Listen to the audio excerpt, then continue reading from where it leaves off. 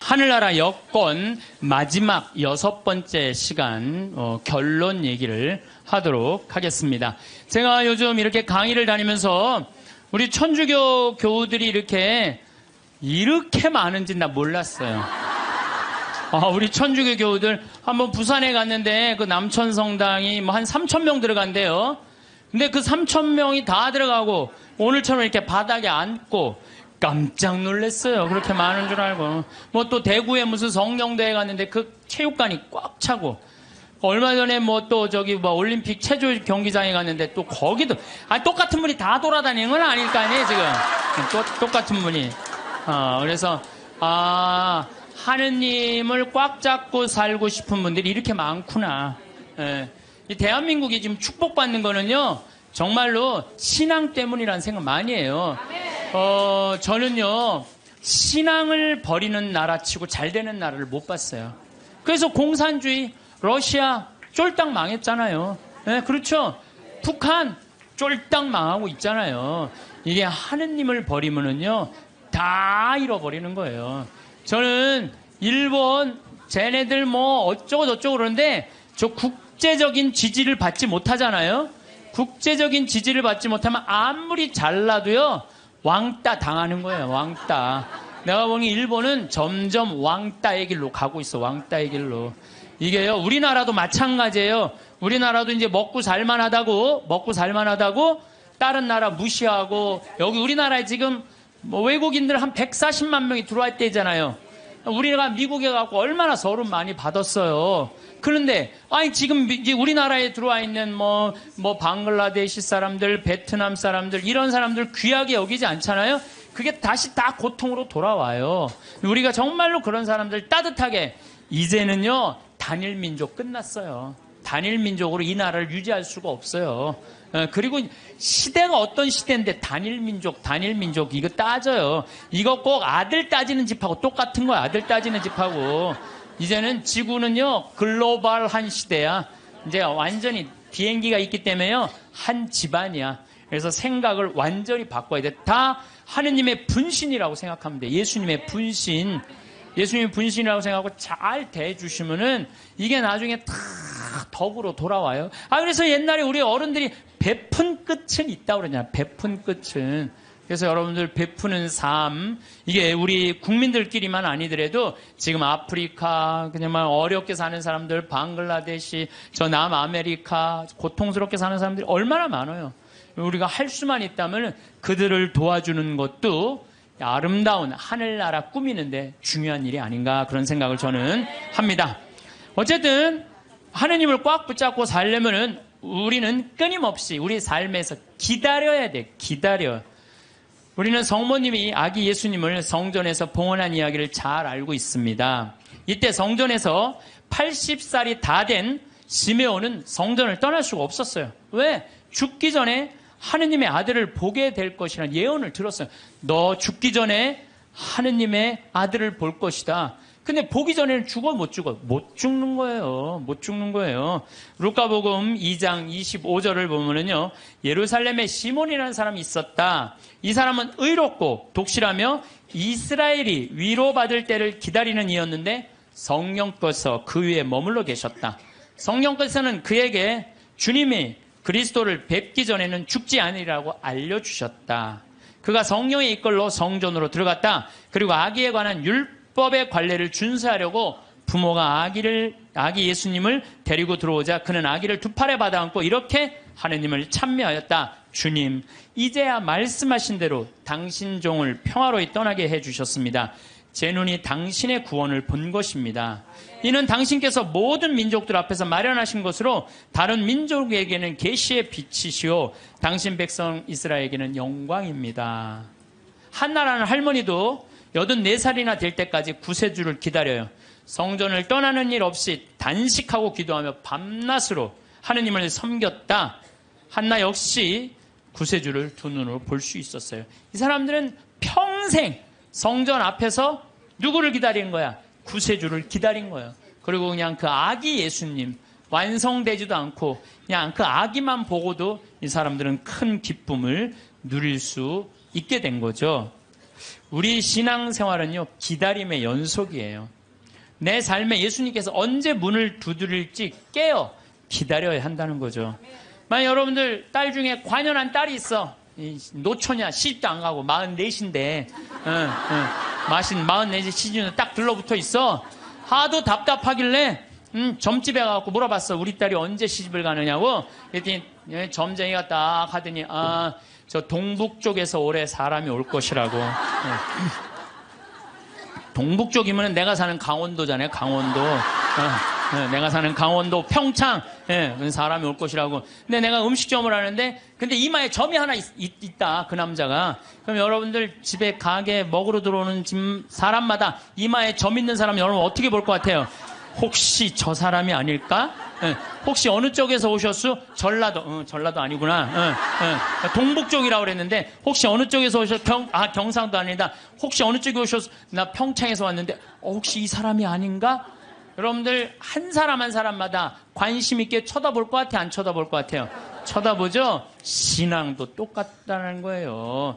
우리가요 언제 하느님이 내 삶에 들어올지 몰라요. 그래서 그 만나는 내 삶 안에서 순간순간 하느님이 나에게 과연 지금 무슨 말씀을 하실까? 눈을 부릅뜨고 기다리는 게 신앙 생활이라는 거죠. 예수님께서 마태복음 25장 13절에 그러니 깨어있어라. 너희가 그날과 그 시간을 모르기 때문이다. 우리는 항상 깨어있어야 돼요. 하느님을 꽉 붙잡고 사는 게 신앙생활이에요. 그런데 신부님 언제 오는 거예요 근데? 아니 꽉 붙잡고 있는데 언제 오는 거예요? 아니 예수님이 어떻게 했어요? 막 내가 이제 좀 올 거다 그랬잖아요. 니네들이 세상 돌기 전에 내가 올 것이다 그랬는데 왔어요 안 왔어요? 제자들이 돌기 전에 안 왔잖아요. 그리고 막 제자들이 막 했는데 이 사람들이 막 한 3,000명씩 세례받고 그 예수님 금방 올 거야. 나는 그분들 감정을 충분히 이해를 해요. 막 예수님이 막 무리로 걷었지, 5,000명 먹였지, 기적을 얼마나 했어요. 그래서 죽었는데 또 살아났지, 살아나고도 그냥 보통이야. 막 벽 같은데 막 통과되고 막 정말 기가 막힌 걸 보여주고 또 하늘로 쫙 올랐단 말이야. 그 예수님이 금방 올 줄 알았어요. 금방 올 줄 알고 자기 있는 땅 막 다 팔아갖고 제자들한테 다 갖다 주고 그랬어요. 막. 그리고 또 자기네들도 금방 올 줄 알고 한 3,000명 다 나눠 먹고. 완전히 천국과 같은 예수님이 금방 올 줄 알고. 왔어요, 안 왔어요? 안 왔어요. 1000년 때는 또 1000년 왕국 온다고 막 이 예수님 지나고 1000년 때 막 얼마나 그런 게 많이 성행했는지 몰라요.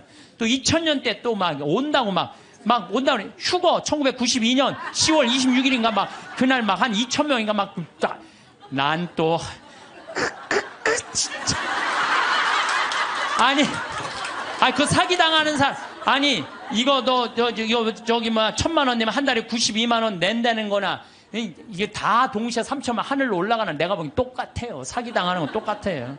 신앙의 사기도 많아요. 그냥 올라가지도 않았잖아요 그때. 그랬어요 안 그랬어요? 안 올라가. 2000년이 언제 오는 거야? 온다고 그러더니 예수님. 근데 예수님 안 왔어요?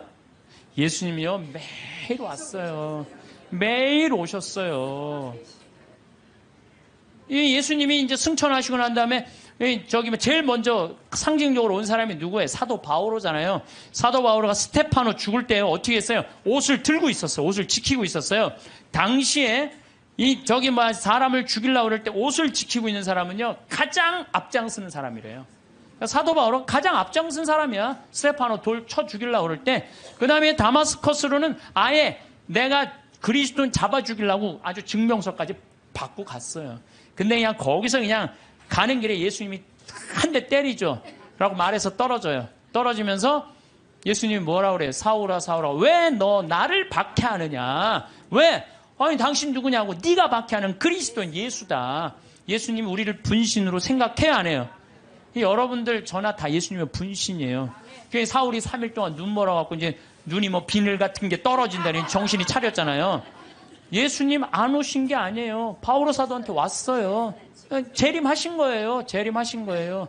그러니까 하느님의 섭리는 예수님 승천하고 끝난 게 아니야. 그때부터 성령께서 오신 거예요. 예수님 말씀대로. 내가 가야 누가 온다? 성령이 온다 그랬잖아요. 내가 가야 성령이. 그러니까 성령이 온 세상에서 활동하고 계시죠. 그리고 내가 베네딕토 아니야. 베네딕토. 우리 베네딕토 성인 480년 전에 이 수도원의 기초를 놓으신 분 아니에요. 근데 이 베네딕토 성인이 하도 그 수도원 규칙을 세게 하고 반대하는 신부가 저기 베네딕토 성인이 수비학고라는 곳에 거기서 이렇게 바위에 들어가고 기도했거든요. 거기다 독을 타요. 독을 타갖고 빵 내리는데 그 까마귀가 갖고 날아가요. 그러면서 내가 저분을 하느님이 돌보는구나. 그래요. 하느님의 섭리는요 매 순간 있어요. 내가 이번에 나폴리에 갔어요. 거기에 주교님이 성인이면 야누아리우스라는 주교님이야. 350년경에 순교했는데 그분의 이제 시신이 이제 여기 뭐 성인 시신을 우리도 김대건 신부님 그냥 다 온 세상 다 뜯어져 있잖아요. 뭐 턱뼈는 뭐 신학교가 있고 다리는 뭐 미리네가 있고 그냥 성인 그냥 시신. 그래갖고 이제 이 야누아리우스 성인도 막 시신이 떠돌아다니다가 900년에 다시 나폴리로 가요. 나폴리로 갔는데요. 이 놀라운 일이 벌어져요. 5월 첫째 주와 성인이 순교한 9월 19일 날은요. 이 성인의 그 굳은 피가요. 녹아요. 근데 이게 1000년 동안 똑같이 녹는 거예요. 이 사람들이 의심이 얼마나 많아. 아무리 이걸 95도가 돼도 평상시에는 안 녹아요. 그럼 온도 때문에 녹는 거 아니냐. 그래갖고 그냥 실험을 또 하고 95도에 안 녹아. 그런데 5월 첫째 주하고 9월 19일 날은 어김없이 녹는 거예요. 이해할 수 없는 일들이 너무너무 많이 벌어지는 거예요. 이게 다 하느님의 섭리. 하도 의심이 많으니까 하느님이 중간중간 삶 안에 있는데도 우리한테 보여주는 거지. 또 내가 제일 좋아하는 프란치스코 성인 1180년에 태어나서 1226년에 돌아간 프란치스코 성인. 아버지 포목 장수였어요. 너무너무 부잣집 아들이었어. 근데 프란치스코 성인이 어디 뭐 전쟁에 갔다가 그냥 감옥 1년 있다가 와갖고 하느님이 그러는 거야. 예수님이 너 내 교회를 일으켜라. 내 쓰러진 교회를 일으켜라. 이 성인이 무슨 말인지 몰랐어요. 그래갖고 일으켜라. 내가 가난한 사람 도와주라는 얘기인가 보다. 아버지 포목 그 옷 훔쳐다가 가난한 사람 다 나눠줘요. 가난한 사람들 다 나눠주니까 아버지가 어떻게 해요? 에? 이놈의 새끼 이거 내 아들 아니다. 내 재산 아버지 돈밖에 몰랐던 거지. 그래갖고 그냥 그 주교 앞에서 내 아들 이거 아들 안 하는 걸로 그랬더니 프란치스코 옷을 다 그 유명한 장면 있잖아요. 옷을 완전히 벗어서 아버지 앞에 주면서 오늘부터 내 아버지는 하느님이라고. 그러니까 주교님이 이렇게 옷을 감싸주잖아요. 귀도 주교님이. 그리고 이제 이 제2의 그리스도. 나는 아시시에 3번을 갔어요. 우리 프란치스코 성인이 돌아가시기 2년 전에는 이 오상반. 참, 이 오상이라는 것도요, 특별한 은혜 같아요. 고통스럽게. 근데 이 프란치스코 성인, 이번에 내가 우리 직원들하고 이제 아시시에 갔을 때 이번에는 또 다른 은혜를 느꼈어요. 다른 때는 뭐 장미 그 밭이 있어요. 프란치스코 성인이 성욕을 못 견뎌갖고 장미밭에 굴른 데가 있어요. 근데 그게 지금 800년이 지났는데도 그 자리에는 가시가 안 나는 거예요. 그 자리에는. 그래갖고 또 사람들이 의심이 얼마나 많아요. 그러니까 그 장미를 뽑아서 옆쪽 밭에 하면 가시가 나는데 가시 난 거를 다시 프란치스코 성인이 굴른 자리에 갖다 심으면 안 나. 그러니까 예수님이 그 기가 막힌 마음을 귀하게 여긴 거죠. 그리고 또 프란치스코 성인 보고 따라간 사람이 누구 있어요? 글라라. 글라라는 어떻게 했어요? 글라라는 아버지가 장군이었어요. 왕족한테 시집 보내려고 그랬는데 나는 저 프란치스코 성인이 너무너무 정말 존경스럽다. 그런데요, 글라라 성녀는요, 정말로 이뻐요. 키도 크고. 프란치스코 성인 키도 좀 140밖에 안 돼. 145. 그 정도밖에 안 됐다고 그래요. 아주 조그만. 근데 글라라 성녀는 시신에 가보니까 그대로 밀랍을 해놨어요. 글라라 성녀는. 근데 코도 오똑하고요. 정말로 예쁘게 프란치스코 성인 진짜 못생겼죠. 나보다 더 못생겼다 그래. 프란치스코 성인은. 나보다 더 못생겼는데도 이 글라라 성녀는 그 프란치스코 성인의 삶이 너무 거룩한 거야. 그래갖고 그냥 그 이쁜 모습, 그 예쁜 그 수녀, 그 관두고 수녀님 한 거야. 그러니까 동생도 따라왔고. 그러니까 그냥 프란치스코 성인도 아버지도 나중에 어떻게 해? 그 재산 다 팔고 수도자 돼요. 엄마도 수도자 되고. 결국은 다 따라가요. 그러니까 아버지가 장군이나 아버지가 얼마나 박해를, 그 아버지 죽고 엄마도 이 수녀님이 돼요. 그러니까 프란치스코 성인하고 글라라 성녀가 두 집을 다 말아먹었어요. 다 말아먹었어. 수도자로. 응. 그런데 이제 그 이슬람 십자군 전쟁할 때 이슬람군이 와서 수녀원을 전부 다 침공하려고 그래요. 그럴 때 수녀님들이 빨리 도망가자. 근데 글라라 성녀가 그래요. 우리가 어딜 도망가냐. 도망간다고 안 잡힐 것 같으냐, 저 사람들한테. 나한테는 최고의 무기가 있다. 그러니까 이제 이슬람 군인들이 그 끼에라 성당에 딱 오니까 성령께서 어떻게 해요? 성광을, 예수님 성체가 모셔진 성광을 두고 성당 꼭대기 가서 비추잖아요. 빛이 너무 강렬해갖고 다 눈이 멀잖아요, 이 사람들이. 그러면서 이 사람들이 뭐라 그래? 여기는 우리가 가면 안 되는 데인 거. 그리고 그냥 지나가잖아요. 이게 다 하느님의 섭리라는 거, 섭리. 근데 여러분들, 우리가 이 일상 안에서 하느님의 일은 늘 벌어지고 있어요. 근데 우리가 눈이 멀은 거죠. 안 보이는 거예요. 또 성체 기적, 이거 우리가 빼먹을 수가 없어요.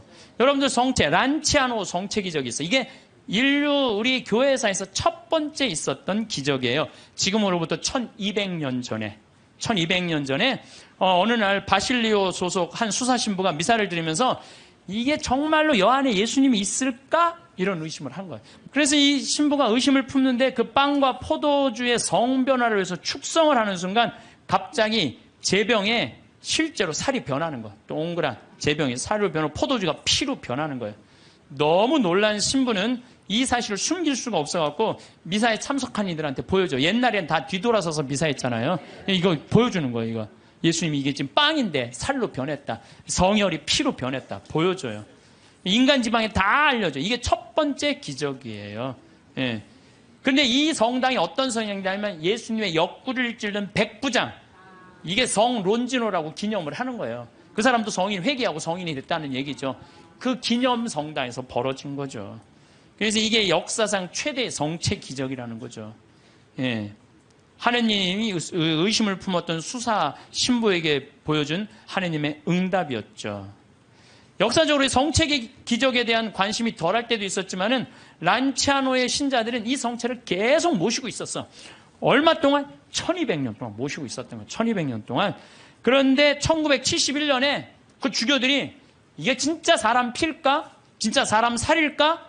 과학이 이제 발달했으니까 봉합한 걸 뜯어보자. 뜯어봤어요. 그래서 1970년과 71년에 해부학, 병리, 조지학, 화학 및 임상, 현미학 교수들 이런 사람들이 모여갖고 그 수도원의 요청에 따라서 검사를 하기 시작했어요. 검사를 해보니까 1200년 전인데 성체는 이 진짜 피고 진짜 살이고 그 살은 심장 근육에서 나온 살이다. 심장 근육. 우리 예수님 막 이렇게 심장 이렇게 있잖아요. 심장. 우리 예수님이 정말 심장. 그 다음에 살과 피는 인간의 완전한 살과 피다. 그 다음에 살과 피의 혈액형은 동일하다. 이게 나와서 그냥 한 게 아니야. 이게 UN, WHO에도 이게 기재가 돼요. 그래서 7개국의 전문가들이 다시 분석을 해요. 그러면서 이거는 도저히 인간의 그 다음에 이 보통 평범한 걸로는 벗어난 거다. 인간이 설명할 수 없는 이건 기적이다. 그래서 성체의 신비, 이게 매 미사 때마다 일어나는 거죠. 또 이게 이제 800년에 벌어진 건데 1263년에 독일의 신부, 이 신부도 또 의심한 거야. 베드로 신부. 순례를 가던 중에 볼로냐라고, 이것도 이탈리아예요. 그런데 경건한 신부였는데도 불구하고 축성된 면병 안에 그리스도께서 실제로 계시다는 걸 믿기가 어려웠던 거예요. 경건한 신부였는데도. 그러니까 여러분들 의심하는 거 나도 이해도 돼요. 경건화되는데도 이러네요. 경건화되는 대로. 그런데 이가 순교자 크리스티나 무덤 위에 세워진 성당에서 미사를 거행하고 있는데 축성을 하자마자 축성된 면병에서 피가 흐르기 시작한 거예요. 그래서 신부 손가락을 적시고 제대와 성체포를 다 흘러내리죠. 그래서 신부는 당황을 하죠. 근데 당시 교황 우르바노 4세가 그 근처에 와 있었어요.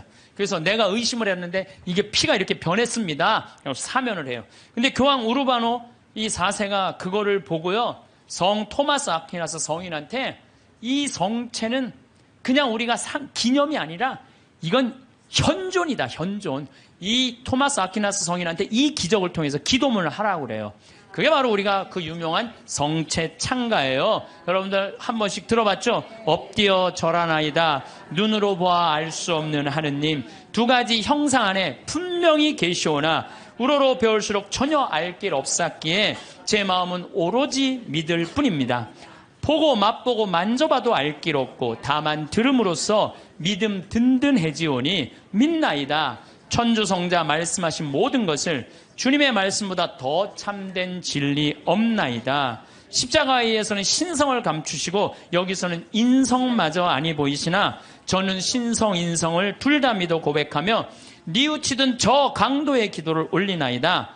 토마스처럼 그 상처를 이 토마스는 12사도가 이제 여기 예수님 이렇게 나타났다고 그러니까 뭐라 그래? 난 내 손으로 그분 옆구리에 손 찔러보고 못자국 넣어봐야 된다. 그 토마스 얘기예요. 토마스처럼 그 상처는 보지 못하여도 저의 하느님이심을 믿어 의심 안 싸우니 언제나 주님을 더욱더 믿고 바라고 사랑하게 하소서. 주님의 죽음을 기념하는 성사여, 사람에게 생명 주는 살아있는 빵이여, 제 영혼 당신으로 살아가고 언제나 그 단맛을, 성체의 단맛을 느끼게 하소서. 사랑 깊은 펠리칸, 이 펠리칸 얘기는 잘 아시죠? 펠리칸이라는 새는 어떻게 해요? 자기 새끼가 이렇게 나무에다 하는 게 아니라 이렇게 모래밭에다가 이렇게 새끼를 하는데 그 독사들이 그 알을 너무너무 좋아하잖아요. 그래갖고 이 새끼들이 그냥 조금만 그 새끼 잡아먹으려고 독사들이 막 물으면은 피가 묽어져요. 그럼 펠리칸이나 어미새가 와갖고 독사를 다 쫙 죽이고 그 새끼 배를 막 쪄요. 자기 배도 막 짜고, 새끼 배를 쪼는 건 뭐야? 독에 묻은 피가 빠져나가라는 거야. 그 자기 맨 부리 앞에 거기에 피를 짜요. 여기 제일 뜨거운 피가 있어. 그래갖고 새끼 입에다가 그걸 넣어줘요. 그러면 이 피가 너무 진해갖고 새나가지가 않는 거야. 그래서 새끼가 다시 살아나는 거예요. 이게 예수님의 사랑이 그거야. 예수님 피를 흘려갖고 우리가 새 속에 악마의 독에 물려갖고 정신을 못 차려. 그러니까 우리 다 새 속의 독을 다 빼내고 당신의 피를 넣어주는 거. 그래서 그 사랑 깊은 펠리칸 그 얘기를 하는 거예요. 사랑 깊은 펠리칸 주 예수님, 더러운 저 당신 피로 씻어주소서. 그 한 방울만으로도 온 세상을 모든 죄악에서 구해내시리이다. 예수님 지금은 가려져 계시오나 이렇듯 애타게 간구하오니 언젠가 드러내실 주님 얼굴 마주 뵙고 주님 영광 바라보며 기뻐하게 하소서. 아멘. 이 기적이 있은 지 1년이 지나고 난 다음에 1264년 8월 교황 우르바노 4세가 토마스 아퀴나스, 이 기도문 1년 동안 이 토마스 아퀴나스 성인이 묵상을 한 거예요. 그래갖고 성체 축일이 제정이 된 거예요. 이 기적을 통해서. 그래서 여러분들 성체 성결 대축일 기념하잖아요. 이게 이런 사연으로 생겨난 거예요. 이런 사연으로. 예, 그래서 정말로 이런 것들을 보면은 참 우리 신앙은요, 그냥 지나갈 게 하나도 없어.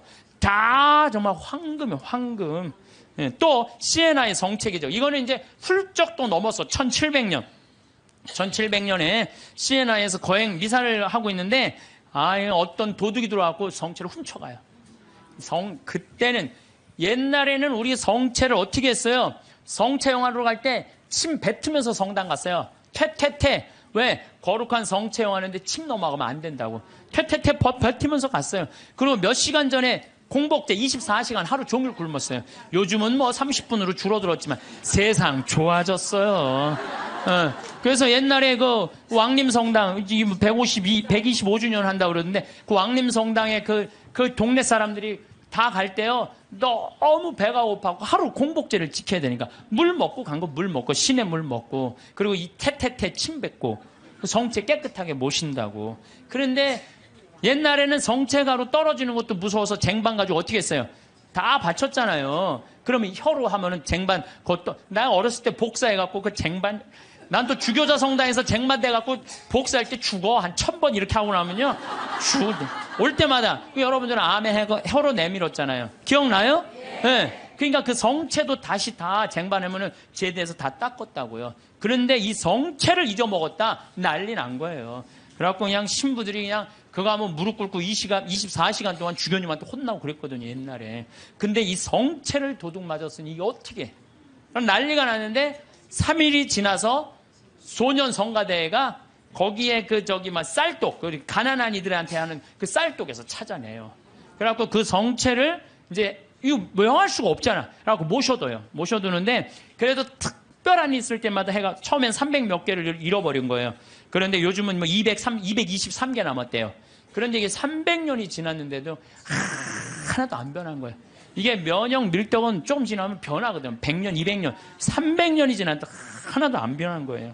이게 바로 하느님의, 아니 그냥 매일 하느님의 섭리는 벌어져. 여러분들 맨날 성체 영화하는 거 맨날 살아있는 예수님 영화하는 거예요. 그게 매일 하느님이 어디 있는 거야? 왜 안 오는 거야?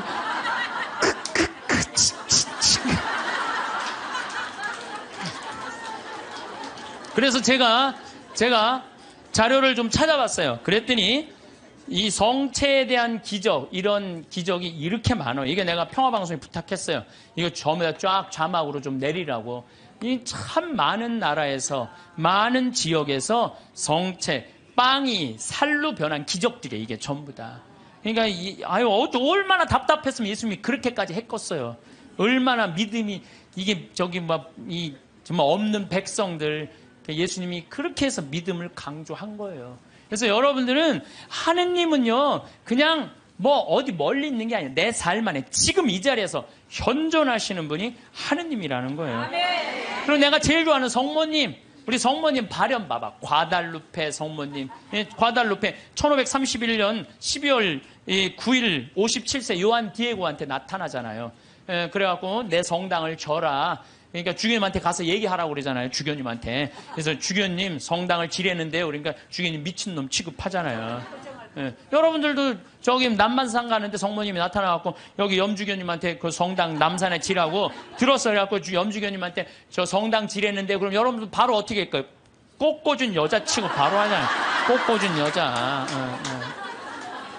그래갖고 요한대유가 다음날 갖고 성모님 전하긴 전했는데 안 믿는 것 같다고 그러니까 나한테 증표를 달라고 그러니까 저 12월 달이니까 이 멕시코 시티가 2000m 위에요. 12월 달은 굉장히 추워요. 장미는 언제 피죠? 6월 달에 피잖아요. 장미는 아주 더울 때. 사실은 여러분들 장미는요 3월 달에 4월 달에 개나리, 진달래, 벚꽃, 철쭉 다 떨어지고 난 다음에 6월 달에 피는 게 장미예요. 제일 더울 때 피는 게. 근데 12월 달에 장미가 핀 거예요. 산꼭대에 올라오니까. 그러니까 그냥 이게 너무 좋아갖고 그냥 장미를, 망토에 딱 해갖고 갔는데 그 망토에 성모님이 새겨졌잖아요. 그게 바로 과달루페 성모님이에요. 근데 1500년이니까 지금으로부터 550년 전 사건, 450년 전 사건이잖아요. 근데 내가 또 과달루페도 갔죠. 과달루페 갔는데 성모님이요, 이뻐도 아니 진짜로 진짜 그 기적의 그 성모님 그 망토가 그대로 모셔져 있어요. 또 어떤 사람이 저것 때문에 8년 만에 800만 명이 다 세례를 받은 거예요. 1531년 이 성모님 때문에. 그러니까 그리고 그냥 아메리카가 다 이게 뭐예요? 아메리카가 다 선교가 된 거 아니에요? 그러니까 그냥 폭탄을 던져요. 그래갖고 지금은 교황청에서 방화 유리로 딱 막아놨어요. 방화 유리로 보내갖고. 그런데 쫙 보면은요, 그 성모님이 사진에 보면은 엘리베이터로 가게 돼 있어요. 우리가 걷는 게 아니라 엘리베이터 딱 쓰면 쫙 지나가는 성모님 쫙 보면 엘리베이터 세 개에 왔다 갔다. 그럼 또 뒤에 앞에 가고 쫙 가. 이렇게 보면은요, 정말로 아름다워요. 성모님이 참 아름다운 것 같아. 그래서 그 성모님 발현. 또 루르드 1858년 2월 10일부터 7월 16일까지 막 벨라데떼한테 나타나갖고 1854년에 무염시태의 어머니가 반포가 돼요. 원죄 없이 잉태된 성모님. 그 교리를 아는 사람이 거의 없었어요. 그때 교황청에서 발표한 건데 이 피레네 조그만 데서 그 벨라데떼가 뭘 알아요? 학교도 안 다니는 애가. 근데 성모님 본당 신부가 너 그분 이름이 뭔지 물어보고 와. 그러니까 성모님한테 가고 본당 신부님 이름을 물어보고 오라고 그러는데요. 그랬더니 성모님 뭐라? 에라꾸에 소이 임마꿀라타 콘셉시우라고 그래요. 이게 라틴어예요, 라틴어. 얘네들은 프랑스, 그리고 얘는 프랑스 말도 하는 거. 오늘 프랑스에서 한 분 오셨는데 프랑스 말도 아니에요. 얘네들은 피레네에 아주 사투리 쓰는 애야. 그래갖고 얘가 또 막 외우고 가요. 에라소이 임마꿀라타 콘셉시오 에라꾸에소이 임마꿀라타. 그래갖고 본당신부한테 딱 얘기해요. 에라꾸에소이 임마꿀라타 콘셉시오라는데요. 본당신부 놀래요. 너 그게 무슨 뜻인 줄 아느냐? 아니요, 나 모르는데 외우느냐고 죽을 뻔했어요. 나 죽을 뻔했어요. 그래요. 아니 벨라데떼가 진짜로 그래. 난 무슨 뜻인지 몰랐는데 계속 외우면서 왔다는 거 안 까먹으려고. 본당 신부가 이거 성모님의 발현이구나. 그래서 그 루르드에 거기에 뭐 목발 3,000개, 막 5,000개, 이제 그 목발 다 쳤어요. 의미가 없다는 거예요. 이 기적은요 매일 일어나고 있어요. 우리가 눈이 멀어서 못 보는 거죠. 눈이 멀어서. 또 그 유명한 파티마, 1916년에 천사 셋이 세 아이한테 나타나갖고 너희들 열심히 기도하라. 중요한 분 만날 테니까. 그래서 1917년 5월 13일부터 10월 13일까지 성모님이 매일 그날 나타나잖아요. 프란치스코 히아친타 루시아. 그것도 나이도요 많지도 않아. 8살, 9살, 6살짜리 아이한테.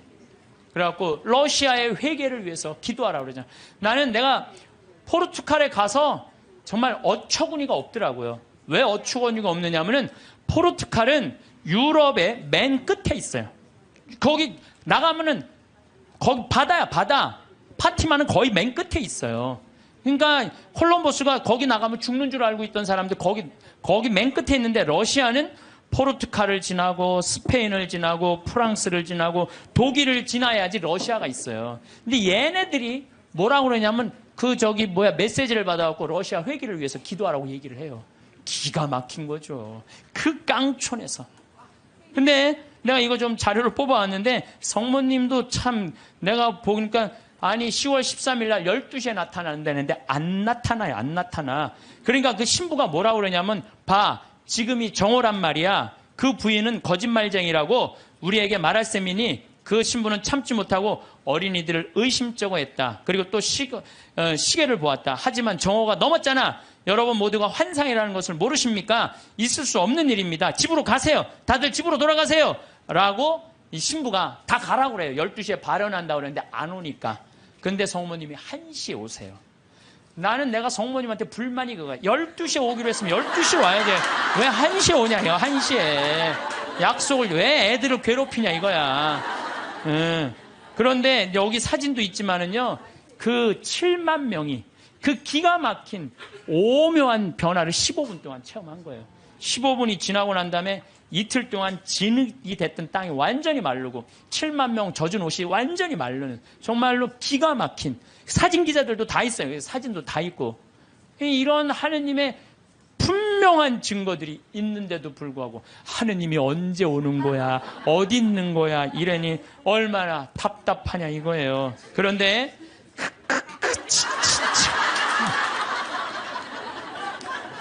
근데 제가 여러분들한테 오늘 특별히 소개할 분은요, 과달루페 성모님도 아니고 루르드 성모님도 아니고 그 다음에 파티마 성모님도 아니에요. 오늘 여러분들한테 특별히 소개할 성모님은 르완다 성모님이에요. 르완다 성모님은 1981년 11월 21일 고등학교 16살짜리 여자의 알퐁신 무무레케라는 애한테 발현을 하세요. 르완다라는 나라는요, 제가 이번에 잠비아 가면서도 자세히 봤어요. 정말로 키베오 호수라고 아주 조그만 나라. 르완다는 1992년, 3, 4년에 100만 명 학살한 그렇게 해서 여러분들 들은 나라예요. 그런데 이때 성모님이 나타나고 이 학살을 미리 예언을 해요. 회개하라고.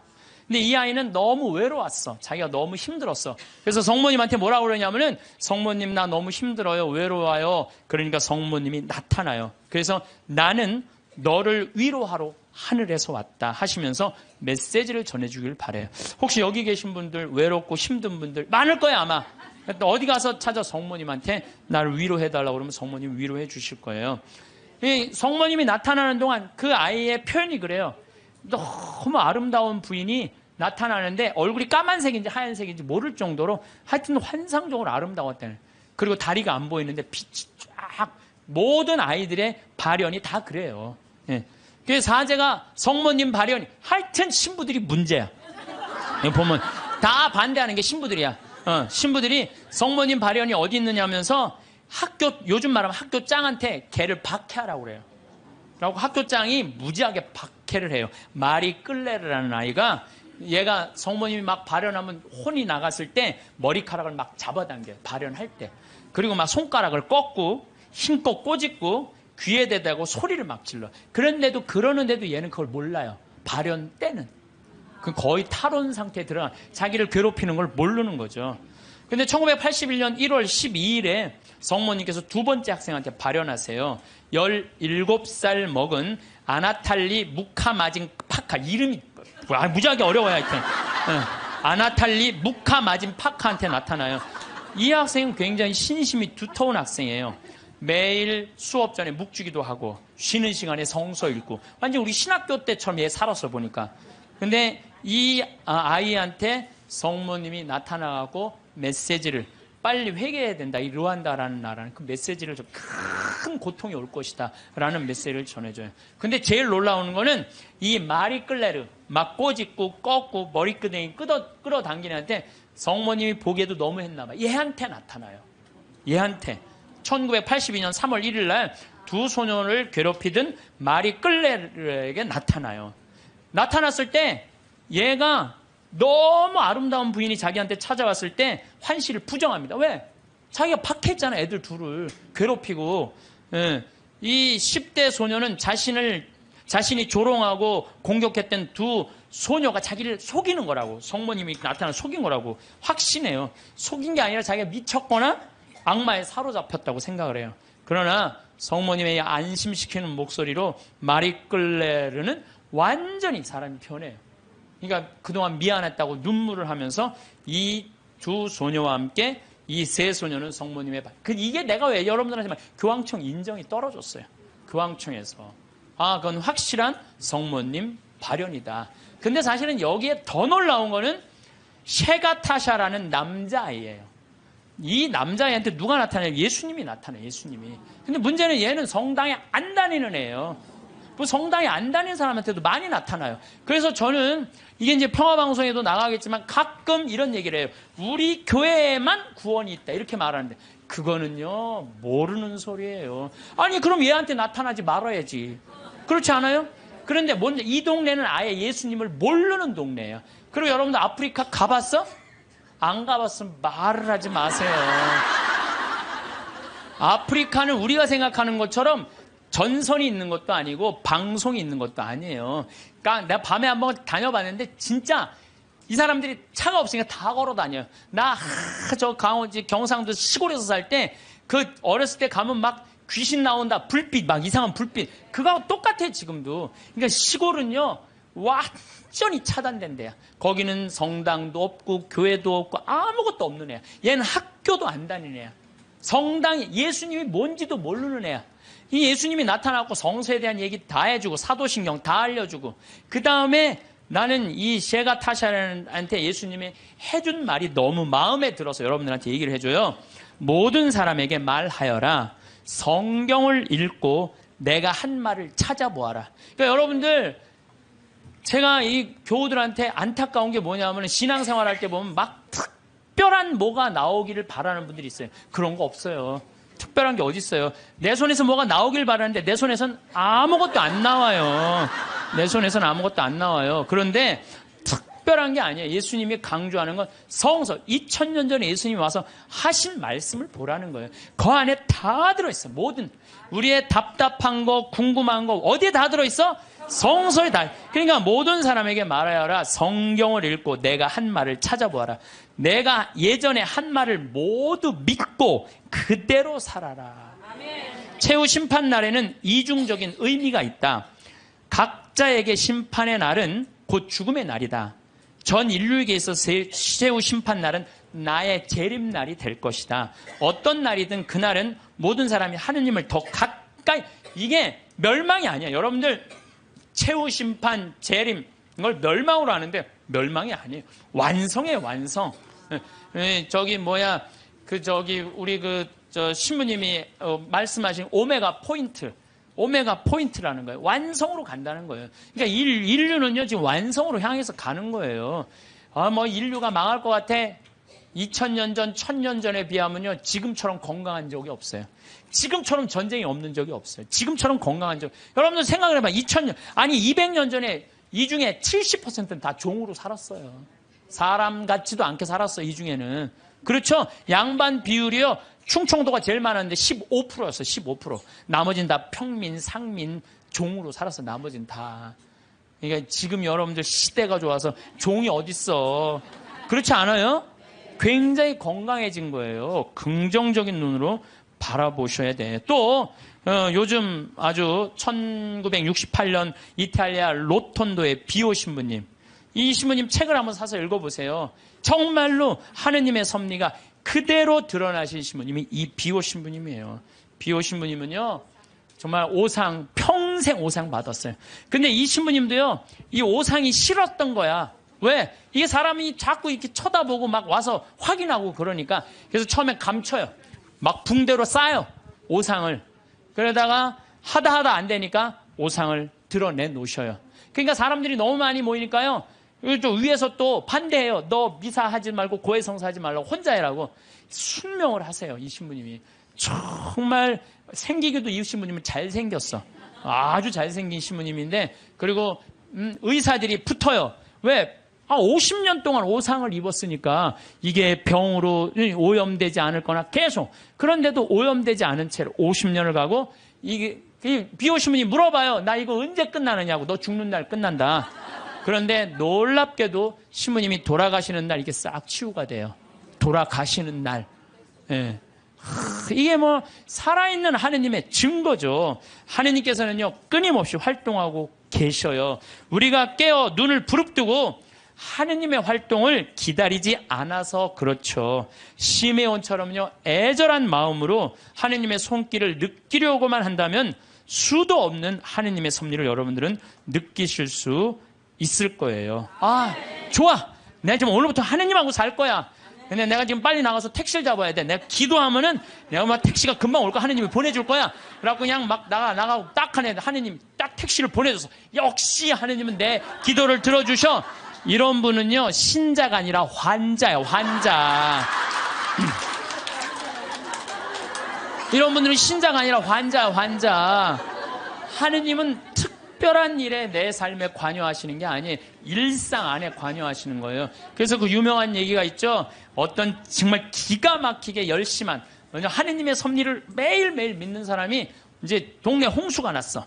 그래갖고 이제 911에서 방송을 한 거예요. 이제 빨리 피신하십시오.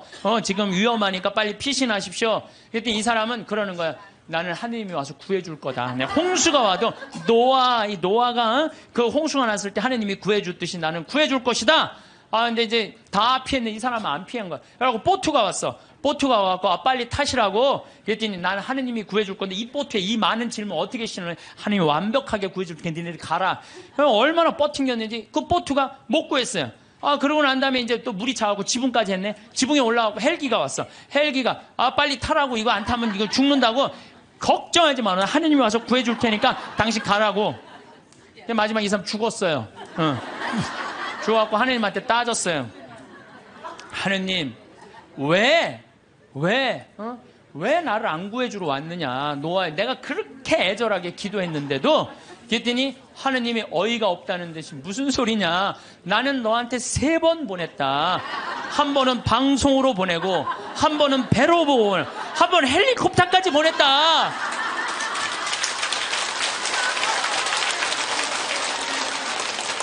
하느님을 만나는 일은요, 어떤 대단한 기적이 일어나는 게 아니에요. 그냥 일상 안에서 내가 즐거우면 되고, 내가 행복하면 되고, 내가 이웃을 사랑하고, 정말로 오늘 하루 정말 감사하고 즐겁게 사는, 그게 기적인 거예요. 무슨 로또가 그냥 밤에 번호를 짝짝짝짝 알려줘갖고 내가 로또가 된다. 그건 환자예요, 환자. 신자가 아니라.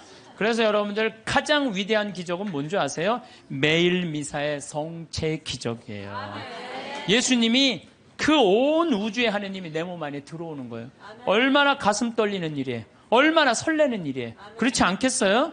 그러니까 여러분들 미사 참여에, 이 미사 참여를 통해서 예수님을 영화할 수 있는 분들은요, 이 하늘나라 속에서 사는 분이에요.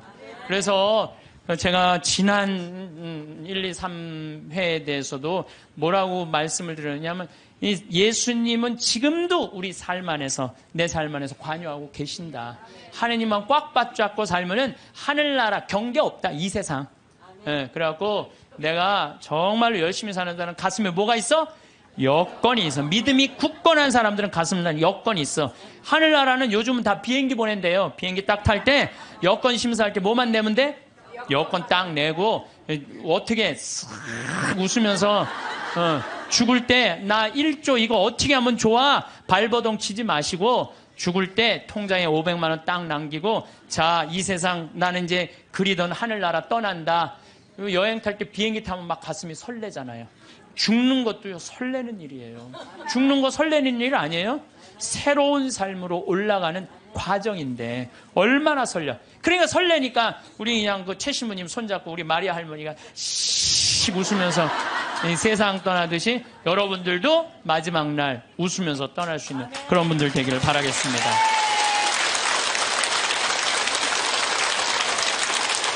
기도 바치겠습니다.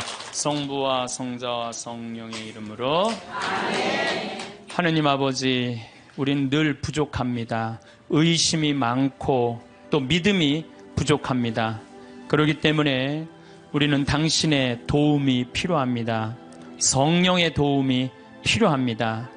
우리 약해진 믿음 굳건해지고 베드로 사도가 그렇게 예수님을 배신하고 예수님의 뜻을 모르고 심지어는 예수님 죽음 뒤에 고기 잡으러 갈릴레아로 돌아간 그러한 무지한 짓을 했어도 마지막 날에는 당신의 영광을 위해서 하늘나라를 증거하기 위해서 십자가의 마지막에 못 박혀 순교하였듯이 우리들도 이 세상 삶 실수투성이, 오류투성이, 죄악투성이지만 마지막 날에는 정말로 당신의 영광을 드러내고 당신의 나라로 들어갈 수 있는 그러한 은총의 지위 유지할 수 있도록 우리에게 언제나 성령 가득 내려주소서. 영광이 성부와 성자와 성령께 성부와 성자와 성령의 이름으로 아멘. 감사합니다. 반갑습니다.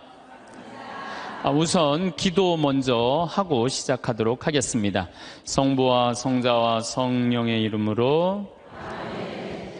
하느님 아버지, 우리가 이 세상 살면서 죄를 안 짓고 살 수는 없습니다. 그렇지만 항상 삶 안에서 죄를 경계하고 죄에서 벗어나 당신의 주시는 평화 속에서 살 수 있도록 이 시간 함께하여 주시고 또 이곳에 모인 우리 교우들에게 또 교우들 가정에 당신의 진정한 평화 내려주시기를 청합니다. 영광이 성부와 성자와 성령께 성부와 성자와 성령의 이름으로 아멘. 참 예수님, 네, 반갑습니다. 네.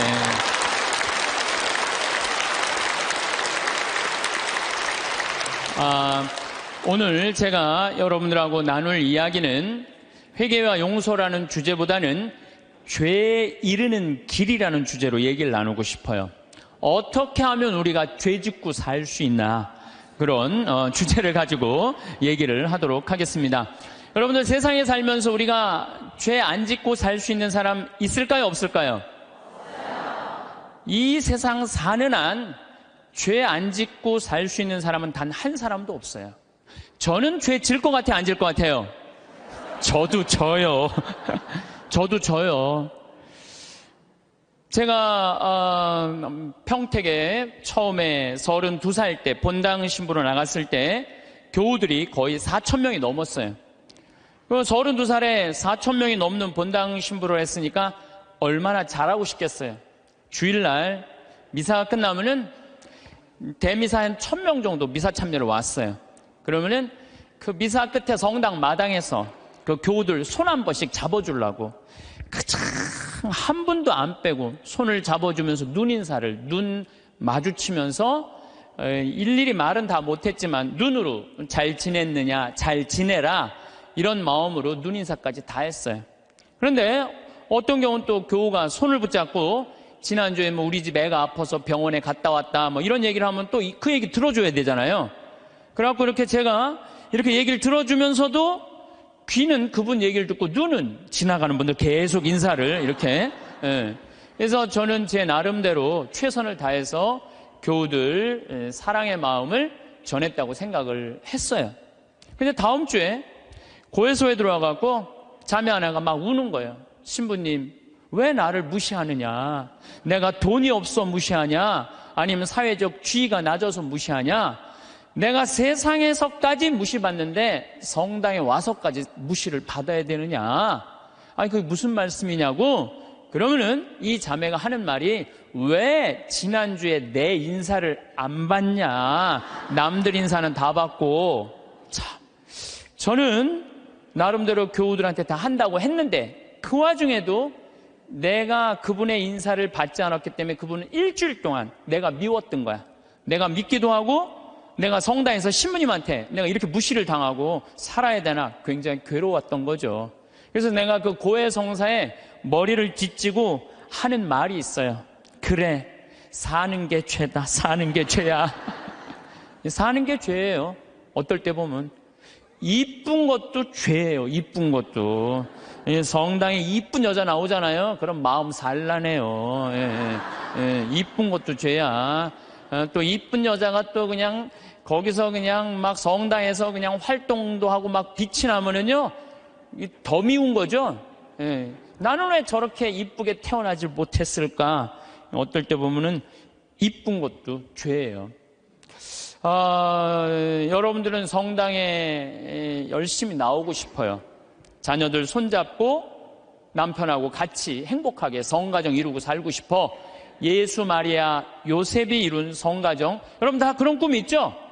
정말로 다 같이 미사 참여 손잡고 하고 싶은 꿈이 있는데, 자식은 성당 가자고 그러면은 마치 성당 가는 건 구닥다리나 하는 것처럼 엄마나 가라고 그러고 성당 가는 거 무시할 때, 내가 무시당하는 게 아니라 예수님까지 무시당하는 기분 들 때 우리가 너무너무 슬퍼요. 남편은 또 술 먹고 바람 피고 때리고 폭력을 하면은, 여러분들 그런 남편 정말로 죽이고 싶을 때도 있잖아요. 정말 난 착하게 살고 싶은데 마음에 죽이고 싶은 생각이 들 때가 있어요. 얼마 전에 어떤 할머니가 56년 동안 남편이 계속 때렸던 거예요. 근데 이 할아버지가 이 병이 누워갖고 치료하자고 그러는데도 또 그날도 때린 거예요. 그러니까 할머니가 홧김에 그 할아버지를 결국은 죽였잖아요. 그러니까 그 할머니는 평생 맞으면서도 가정을 지키고 싶었던 거예요. 그런데 그런 조그만 죄들이 쌓여서 제 생각에는 큰 죄가 되는 것 같아요. 조그만 죄들이. 나는 착하게 살고 싶은데 세상이 가만 놔둬요, 안 놔둬요? 가만히 안 놔두잖아요. 나 성당에서 신앙생활 열심히 하고 싶은데 다른 사람이 나 욕하고 헐뜯으면은 내 마음 안에서 미움이 생겨요, 안 생겨요? 나는 정말로 착하게 살고 싶은데 남들이 가만히 안 놔두는 거야. 또 보이스피싱 있잖아요. 이 금쪽 같은 아들이 서울 가서 공부 잘하고 있는데 갑자기 전화가 한 통 온 거예요.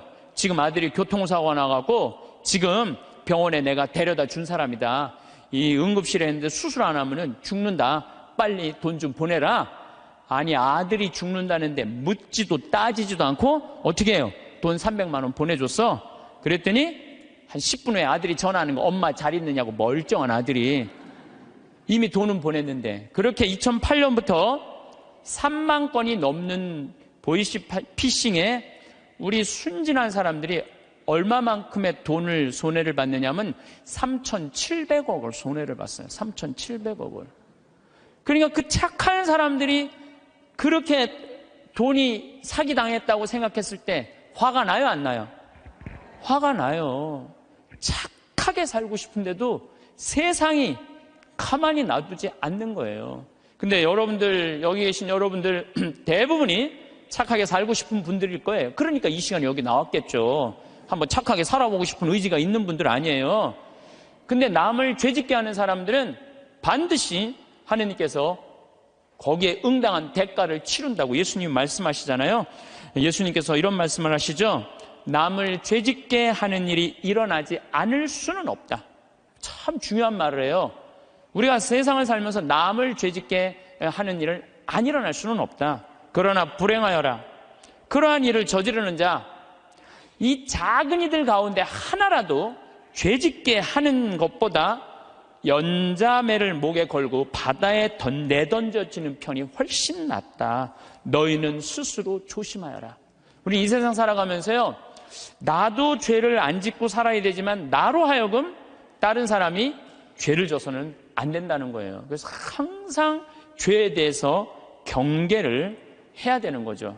그래서 여러분들 주위 중에 지금 사기치는 사람들, 남 괴롭히는 사람들, 이런 사람들 누가 다 대신 벌 줄 거야? 하느님께서 대신 다 벌 줄 거예요. 그래서 여러분들이 직접 벌 주지 마세요. 누구한테 미뤄?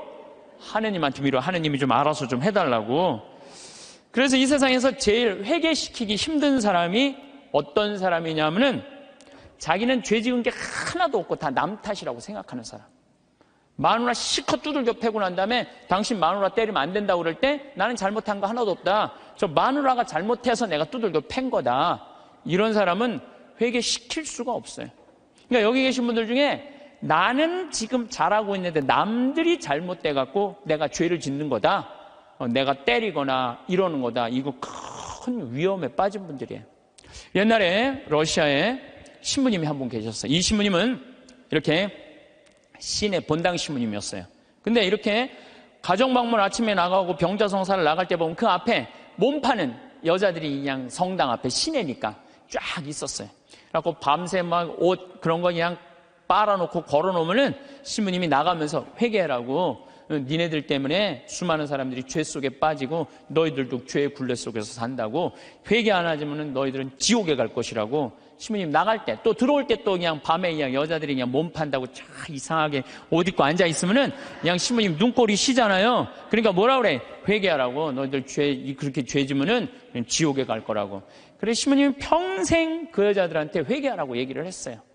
그래도 이 여자는 먹고 살아야 되니까 그냥 신부님이 그럴 때마다 눈물을 흘리고 회개를 했어요. 그런데 신부님이 그렇게 열심히 하늘나라 선포하다가 돌아가셨어요.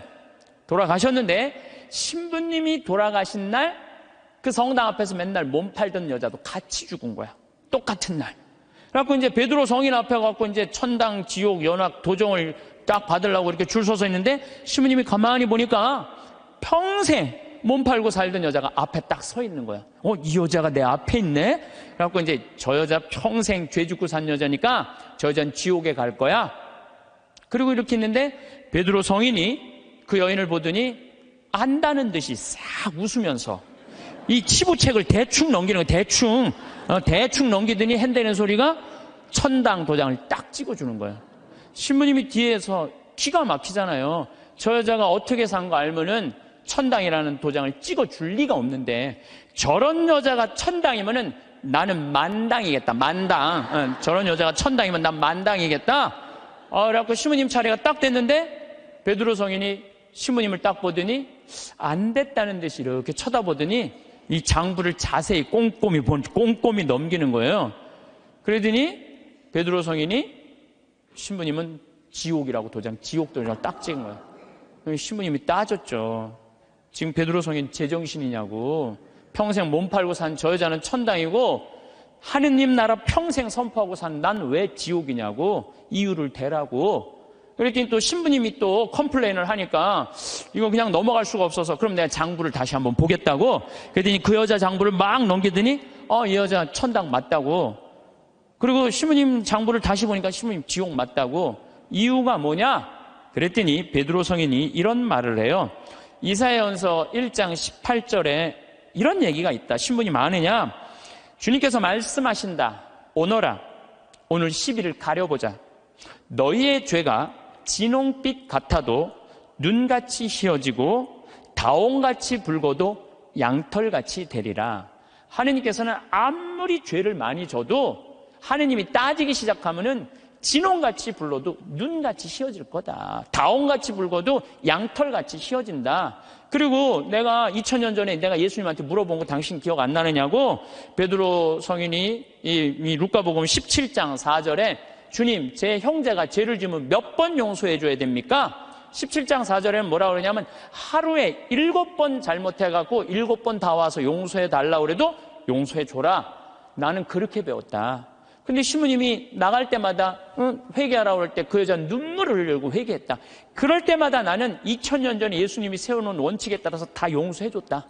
그래서 이 여자는 평생 매일매일 용서를 빌어서 이제는 용서해 줄 게 없다. 근데 신부님은 평생 살면서 남 회개해라, 지옥에 간다 말은 했는데 신부님은 한 번도 하늘에 대고 눈물을 흘리면서 용서 청한 적이 없다. 근데 시몬이 평생 살면서 죄 한 번도 안 졌냐? 봐라, 이거 평생 쌓인 장부 한번 쫙 해고 시몬님이 그걸 보고 아무 말도 안 하고 스스로 지옥으로 걸어 들어갔다는 이야기가 있어요. 인간으로 태어난 이상 우리가 죄를 안 짓고 살 수는 없습니다. 근데 제가 이렇게 가만히 보면요, 시골에서 사는 분보다는 도시에서 사는 분들이 죄를 훨씬 더 많이 져요. 시골에는요, 죄 질 일이 거의 없어요. 제가 우리 평창 읍내 이렇게 저녁에 나가보면은요, 여기 도시에 와보면 막 빙글빙글 막 이상한 이발소 막 돌아가는 거 천지잖아요. 우리는 하나도 없어요, 그런 게. 죄 짓고 싶어도 질 수가 없어요, 죄 짓고 싶어도. 그리고 우리 시골은 밤에 이렇게 낮에도 마찬가지예요. 읍내에 나가면은 신호가 한 2개, 3개 있는데 아무리 늦게 떠나도 빵빵거리는 사람이 없어요. 근데 내가 서울 강의, 오늘도 서울에 와서 강의하지만 1초만 늦게 출발해도요, 빵빵빵빵 그래요. 이게 사람 사는 동네인지 또 아래층, 위층 또 층간소음 때문에 서로 싸우고 스트레스하고 그냥 설날 그냥 아래층 사람들이 위층에 그냥 찾아온 자식들 다 죽이고, 이게 도시에서 살면 살수록 죄를 많이 짓는 것 같아요. 시골에서 사는 것보다는. 또 높은 자리에 올라가면 올라갈수록 죄를 지을 수밖에 없어요. 내가 알던 어느 시장님. 네, 시장님인데 열심히 우리 천주교 교우죠. 근데 자기는 정말로 돈을 안 받았대요. 정말 하느님 앞에 맹세할 수 있대요. 그런데 자기가 감옥에 10달 갔다 왔대요. 갔다 온 이유가 뭐냐면 추석 때 선물 꾸러미들이 그렇게 많이 들어온대요. 그러면은 선물을 막 다 보낸대요. 그럼 정말 사과 박스 같은 게 들어오면은 그 미처 못 보내고 던지고 가는 사람이 있대요. 그럼 업무 바쁘다 보면 다음날 뜯어보면 거기 안에 돈이 꽉 들어있대요. 그래갖고 다시 돌려줘도 하루만 그게 그 집에서 잠을 자도 이게 꺼리가 된다는 거예요. 자기는 전혀 받고 싶지 않은데.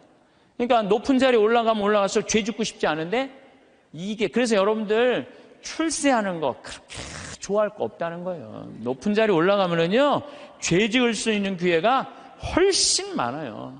많이 가지면 가질수록 죄를 더 많이 짓는. 부자가 하늘나라 들어가는 것보다는 낙타가 바늘구멍 통과하는 것이 훨씬 쉽다고 예수님 말씀하셨잖아요. 많이 가진 사람 많이 내놔야 돼요.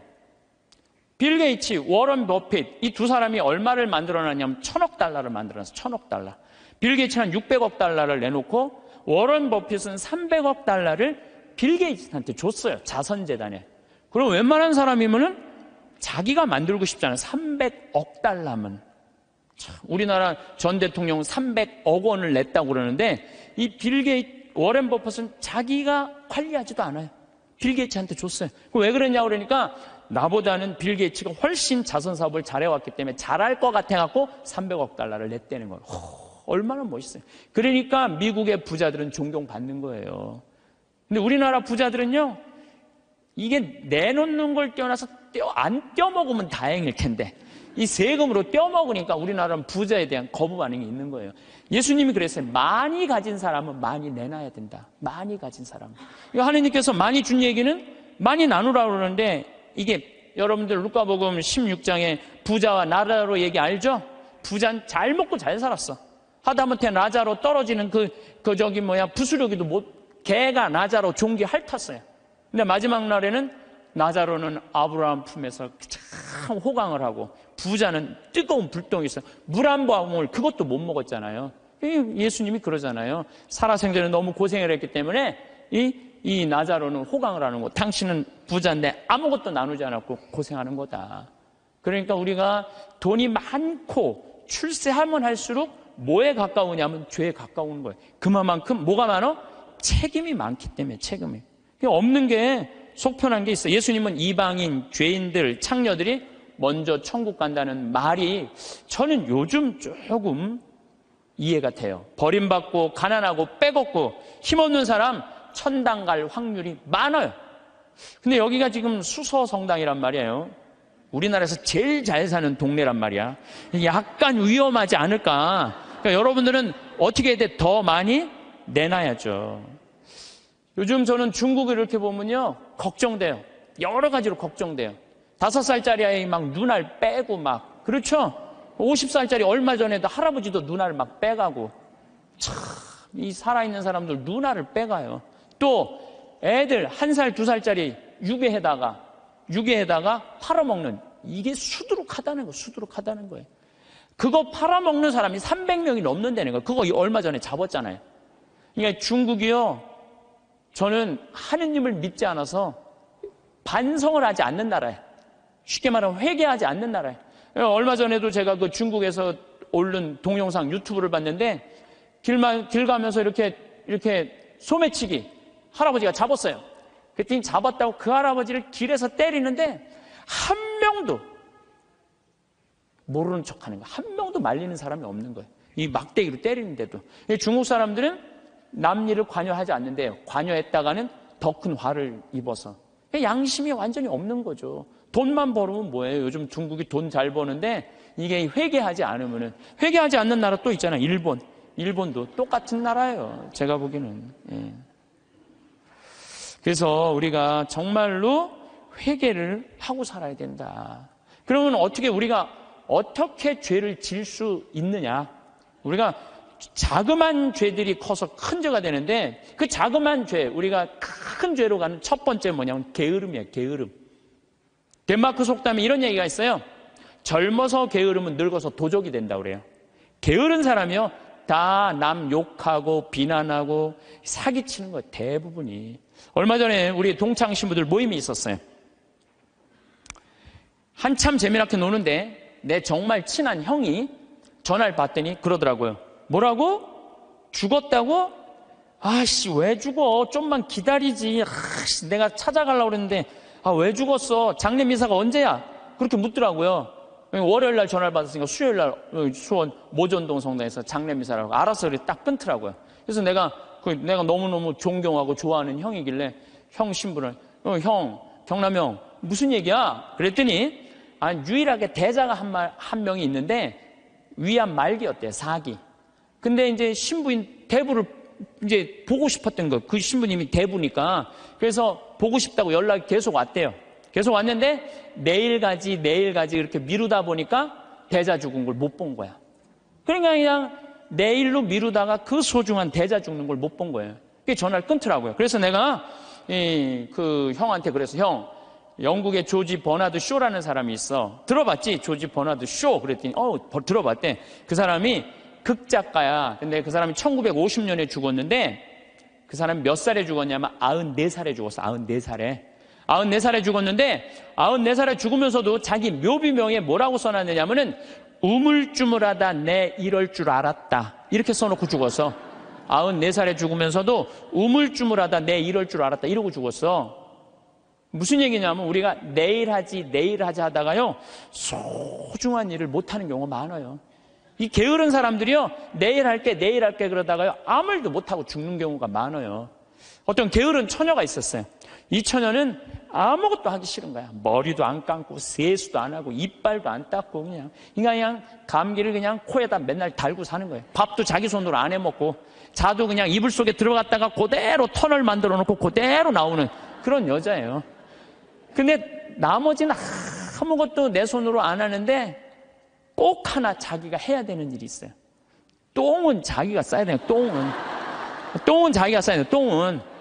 그 똥도 그냥 며칠 그냥 미루다가 그냥 도저히 배가 아파갖고 어쩔 수 없을 때 이제 옛날에 그냥 그 화장실 뒷간에 이제 똥 누러 가는 거죠. 이 똥을 이렇게 앉아서 팔짱을 이제 다리 사이에 끼고 이렇게 보는데 사는 게 너무너무 괴로운 거, 귀찮고, 사는 게 힘들어, 귀찮고 죽겠다. 근데 감기가 걸리니까 또 힘을 주려니까 콧물이 쭈루룩 나와갖고 발판에 딱 단 거예요. 발판에 딱 닿는데 웬만한 여자 같으면 손을 꺼내갖고 이걸 훔칠 텐데 여기 무릎 이거 쪼그린 데서 팔 빼는 게 귀찮은 거야.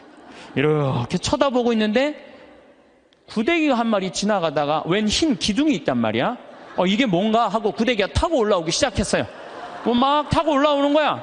막 타고 올라오는데 구데기까지 날 귀찮게 하네. 그리고 막 코끝에 보일랑 말랑 할 때까지 온 거야. 이제 코끝에까지 막 와갖고 귀찮아 죽겠네. 이제 손을 빼갖고 내가 훔쳐야 되겠다. 그런데 갑자기 바깥에서 노크 소리가 땅땅 들린 거예요. 그랬더니 이 여자 너무 깜짝 놀라고 어떻게 했냐면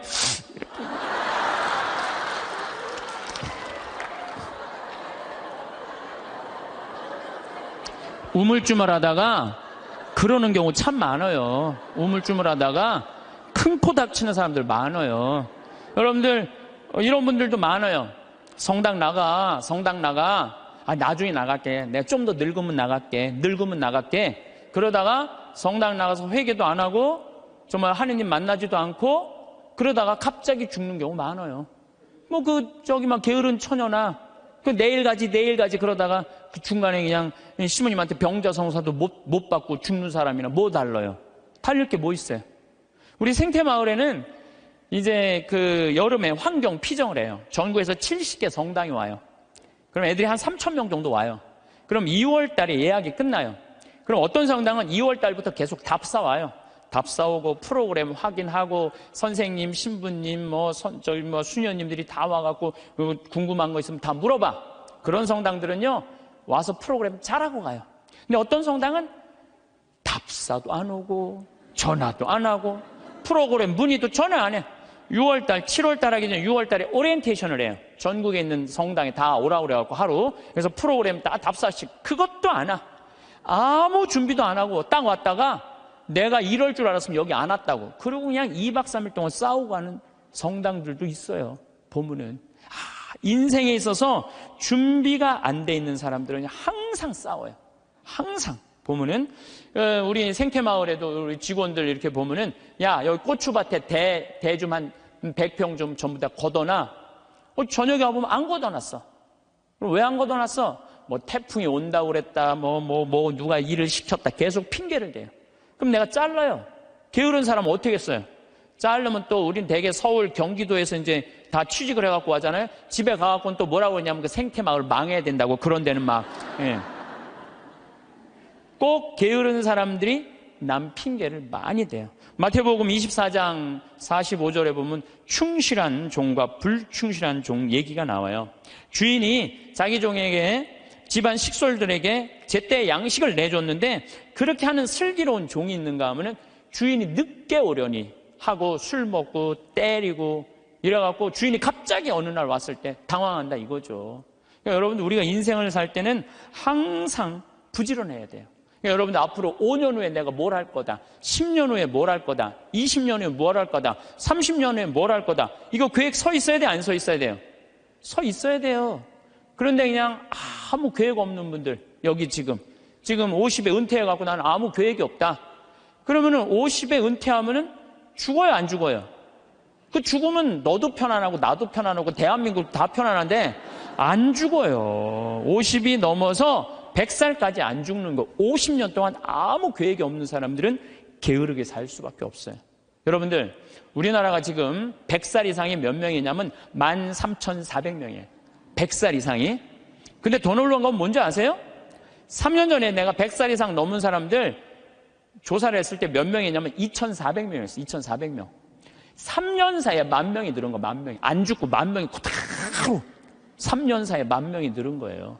지금 90살에서부터 100살까지는 몇 명이냐면 13만 4천 명이 13만 4천 명. 그런데 80살에서부터 90살까지는 몇 명이냐면 97만 명이에요. 97만 명. 근데 70살부터 80살까지 몇 명이 270만 명, 273명. 그래서 65세 이상이 몇 명이 613만 명, 613만. 근데 이분들이 안 죽고 그대로 가는 거 이제. 안 죽고 그대로 가는데 계획이 있어요, 없어요? 계획이 없는 거예요. 이거 큰일이에요. 제가 신학교 때 무슨 세미나를 했느냐면은 30년 전 얘기예요. 신학교 때 무슨 세미나를 했느냐면은 앞으로 주 5일째가 되면은 사람들 성당 안 간다. 토요일 날, 일요일 날 놀러 나가지 성당 안 간다. 그리고 한두 번 놀러 나가다 보면은 특히 천주교는 고해성사 봐야 되고 귀찮으니까 냉담길로 들어선다. 프랑스 예를 들었어요. 프랑스는 신자가 95%인데 미사 참여는 8%밖에 안 돼요. 90%가 성당 안 나가는 거야. 우리 한국 천주교도 그 꼴이 올 거다. 그런 세미나를 했었어요. 그래? 만약에 그렇다면은 내가 신부가 될 때는 나는 이렇게 해야지. 시골에다가 아름다운 데다 집 줘놓고 토요일 날, 일요일 날 클리 놀러 와라. 클리. 놀러 와서 거기서 미사 참여도 하고 교육도 받고 찬양도 해자. 그래갖고 저는 신학생 때부터 생태마을 꾸밀 걸 생각을 했었어요. 그때부터 나는 공부도 하고 책도 읽고, 그래서 신부 되자마자 저는 땅 보러 다녔어요. 돈이 한 푼도 없는데도 30억짜리 50억짜리 땅 보러 다녔어요. 진짜로. 나는 하느님께서 우주를 나는 15,000평을 만드는데 하느님은 우주를 창조했잖아. 우주를 창조하고 뭐라 그랬어요? 보신이 참 좋았다.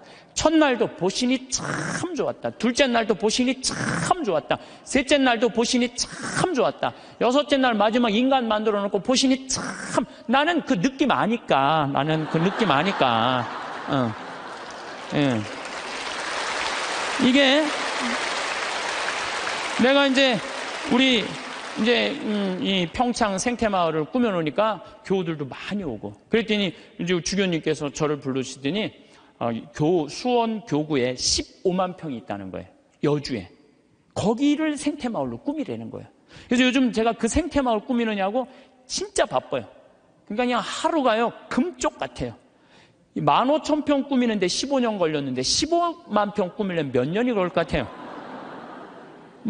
이제 경험도 있고, 나름대로 이제 역량도 생겼으니까 거기 한 10년 정도는 충분히 꾸밀 것 같아요. 그러니까 저는 60살 때까지 할 일이 줄을 서서 기다리고 있는 거예요. 그러니까 게으를 시간이 없는 거예요, 게으를 시간이. 근데 이번 3월 달에 아프리카 잠비아를 갔는데 80만 평의 농토를 수녀님들이 갖고 있더라고요. 근데 2만 평밖에 안 한 거, 2만 평밖에. 그래서 수녀님 왜 이 넓은 농토를 다 풀밭으로 그냥 황무지로 놔두고 왜 2만 평밖에 농사를 못 짓느냐? 그랬더니 신부님 기계가 아무것도 없는데 손으로 한 사람이 최대한 농사 지을 수 있는 게 1,000평이에요, 1,000평. 거기 한 20명 되는데 20명이 다 줘봐 2만 평밖에 못 하는 거. 기계 살 돈이 없다는 거예요. 그래서 내가 수녀님한테 약속을 했어요. 수녀님, 내가 한국에 가서 포크레인, 트랙터, 경운기 다 사서 보내줄 테니까 걱정하지 말아라.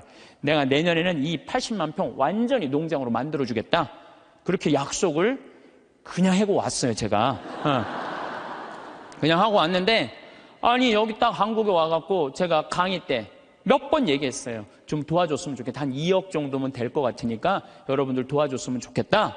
근데 교우들이 또 우리 절에 다니시는 분들, 교회 다니시는 분들까지 보내주는 거예요. 근데 3억이 들어왔어. 난 2억이면 되는데 굳이 3억까지 들어와. 3억. 그런데 막상 포크레인을 사고 트랙터를 사고 경운기를 사고 이래 보니까 딱 3억이 드는 거예요. 그러니까 하느님 계산하고 내 계산하고는 달랐던 거예요. 하느님은 3억인데 제가 왜 2억이라고 그럴까? 하느님이 3억을 보내준 거죠. 근데 요즘은 시절이 좋아갖고 택배로 다 가요. 그래서 내가 오늘 인천항에 가서 내일 이제 택배로 가는 거 축성 다 해주고 그리고 왔어요. 그러니까 이제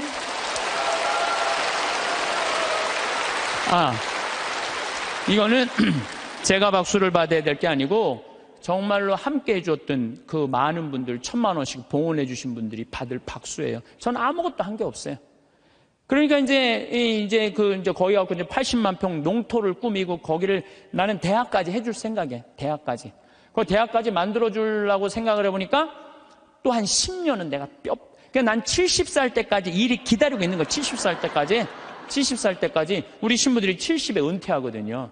근데 은퇴하기 전까지는 나는 일이 기다리고 있는 거예요. 게으르지 않을 수 있는 거죠.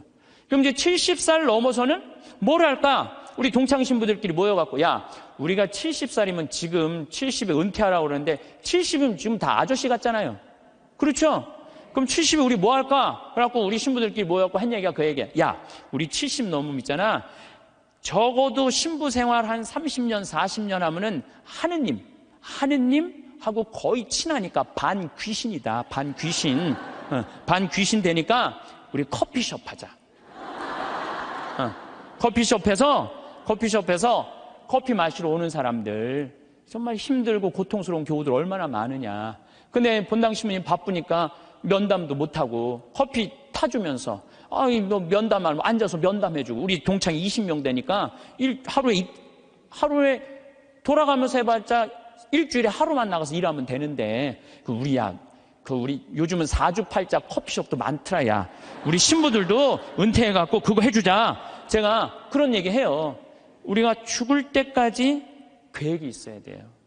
계획이 없으면요, 우리의 삶이 너무너무 힘들어요. 우리의 삶이. 여러분들은 무슨 계획이 있으세요? 내가 지금 50, 60대 갖고 남은 30년, 40년 어떻게 살 계획 있으세요? 없으세요? 만약에 없다면요, 게으른 처냐고 별반 다를 게 없어요. 지금 바로 지금 다가오고 있어요. 근데 아무 일도 안 하고 있으면 문제가 많은 거예요. 내가 그 요양병원 의사가 나한테 해준 얘기예요. 70살 먹은 딸이 93살 먹은 엄마한테 요양병원에 와갖고 뇌졸중으로 쓰러진 엄마한테 와갖고 밥을 먹이면서 한 숟갈 먹일 때마다 죽어 그러더래요. 그래서 왜 엄마한테 밥을 먹으면서 죽으라고 그러느냐? 그랬더니 70살 먹은 딸이 하는 얘기가, 의사 선생님 내 말 좀 들어보라고, 엄마가 91살 때 뇌졸중으로 쓰러졌다는 거예요. 여러분들 90살 넘으면요, 기력 다 떨어질 때, 그렇죠? 거기에 뇌졸중까지 쓰러지면은 길게 살아야 6개월, 1년이에요. 그래서 자식이 75, 73, 그 다음에 68이라는 거야. 그 자기네들도 자식한테 매달려 사는데 그 90살 먹은 엄마 어떻게 모시냐. 병들은 엄마. 마침 엄마가 7천만 원짜리 전세 살고 있었대. 우리 그 전세 빼갖고 엄마 요양병원에 넣자. 살면 얼마나 살겠느냐. 그래갖고 엄마를 요양병원에 넣은 거예요. 여러분들도 이걸 알아야 돼요. 90살 넘어갖고 요양병원에 들어가잖아요. 그럼 의사들이요, 안 죽여요. 살려내요. 그래갖고 2년 동안 이 할머니가 안 죽은 거야. 그러니까 7천만 원을 다 쓴 거야. 다 쓰고 난 다음에 이제 병원비를 안 내니까 모시고 가라. 그러니까 오빠가 모셔라. 아니다, 나는 받은 거 없다. 네가 더 받지 않았냐. 나는 없다. 서로 이래갖고 원수돼갖고 안 만나는 거야. 70이 넘어서 자식들이. 엄마는 죽지도 않고. 그러니 자식 원수 만들고 91살에 2년 동안 누워서 돈만 축내니 그렇게 살아서 뭐하냐. 그러니 차라리 어떻게 해라? 죽어라. 그래, 죽어. 그러면서 먹이더래요. 이게 여러분들 남의 얘기가 아니에요. 여러분들 얘기예요. 여러분들 우물쭈물하다 내 이럴 줄 알았다. 이 꼴 날 뿐 많아요, 여기. 그냥 아무것도 안 하고, 아무 일도 안 하고. 그래서 저는 여러분들한테 정말 권하고 싶은 거는, 내가 자식들한테 정말 늙어서 구박받기 싫으면 지금 운동해야 돼요. 운동을 하는데 무슨 운동을 했냐면 헬스 해야 돼, 헬스. 헬스장에 다녀야 돼. 나이를 먹으면 먹을수록 헬스장에 다녀요. 미국은요, 헬스장에 다 할머니, 할아버지들이 다 다녀요. 그래갖고 돌아가실 때 6개월 이상 고생하면서 돌아가는 분들이 거의 없대요. 95%가 6개월 이내에 거의 다 돌아가신대요. 근데 우리나라는 치매 걸린 할머니, 할아버지가 거의 58만 명이에요. 58만 명. 610만 명 중에 거의 10%에 달하는 할머니가 똥오줌을 싸고 지금 저 누워 있는 거예요. 그러니 그 가족들이 미쳐요, 안 미쳐요? 미치는 거예요. 그러니까 여러분들도 내가 지금부터 삶의 계획을 잘 짜셔야 돼. 내가 이렇게 살아야 되겠다, 저렇게 살아야 되겠다. 이런 계획이 없으면요, 참 힘들어요.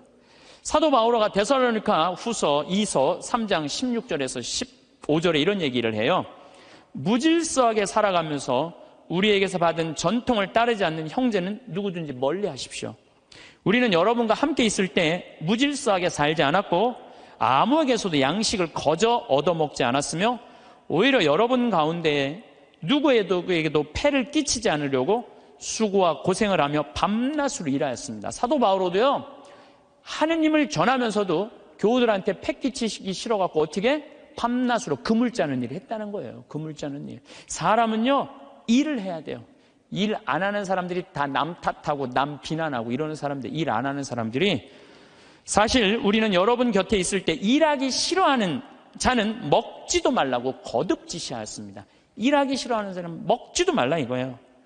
그런데 듣자니 여러분 가운데 무질서하게 살아가면서 일은 하지 않고 남의 일에만 참견만 하는 자들이 있다고 합니다. 일 안 하면 할 일이 없는데 뭐 할 것 같아요? 참견하는 거예요. 여러분들 50, 60 넘어갖고 부부싸움 왜 하는 줄 알아요? 남편들하고 부부싸움 왜 하는 줄 알아요? 할 일이 없으니까.